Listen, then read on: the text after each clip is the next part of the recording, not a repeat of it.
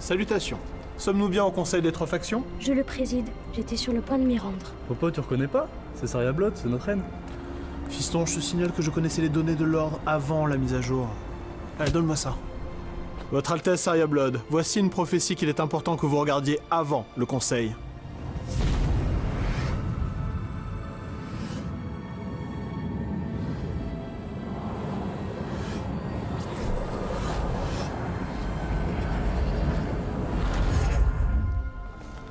Merci pour votre aide, Syrianien.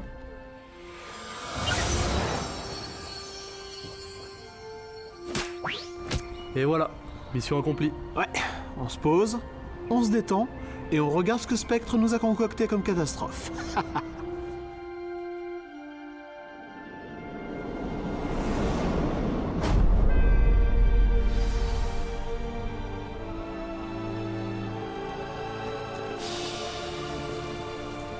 Bon, comment on le lance cet event? Mais tu le vois pas, le point d'exclamation?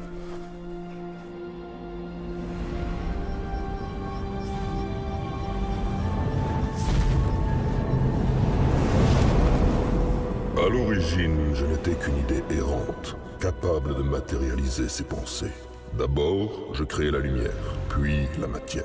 Mais cette œuvre, que je pensais achevée, me parut ennuyeuse. Insatisfait, je décidai de générer quelque chose dont la complexité était supérieure à tout ce que j'avais érigé jusqu'alors. La vie. La matière organique apparut sur Arturis, sous forme végétale. Ce premier cycle fut suivi d'un deuxième, celui du règne animal. Le troisième cycle étant celui des êtres dotés d'une conscience. Hélas, au fil des millénaires, une facette plus sombre de moi-même se manifesta. Lassé par ces existences perpétuelles, je commis ma première erreur.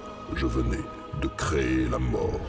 Hélas, il m'est impossible de détruire ce que je crée. En désespoir de cause, je décidai de scinder mon pouvoir, en générant des êtres supérieurs, capables de régir mon univers.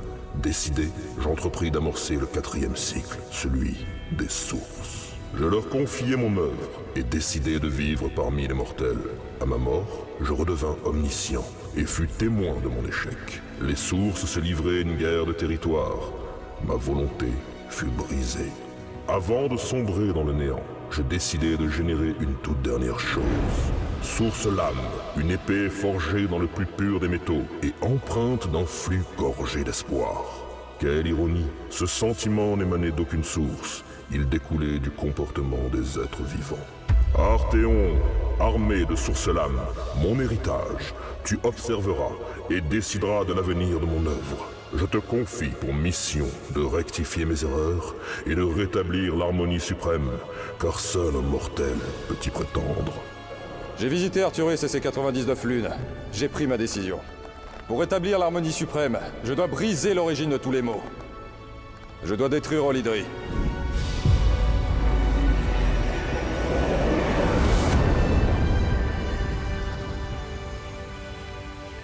Ainsi donc, l'héritier de Phargos est revenu. Et sa décision est sans appel. Ce n'est qu'un mortel. Traquons-le et brûlons-le. Ne le sous-estime pas. La source de la création lui a conféré des pouvoirs qui nous dépassent tous. Lys et Arcane ne le laisseront pas détruire Olydri. Je ne serai pas aussi catégorique. Oserais-tu douter des sources de la vie et de la mort? Non.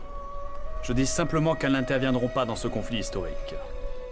La source de l'infini a été claire sur la question.